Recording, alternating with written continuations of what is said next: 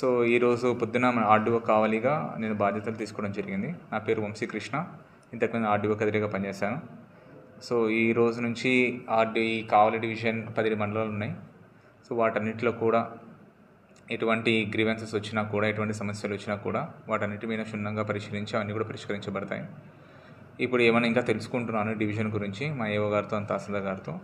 So ఇక్కడ మామూలుగా ఇంతకుముందు పనిచేస్తున్న ఏరియాకు కొన్ని ప్రాబ్లమ్స్ అంటూ ఉంటాయి.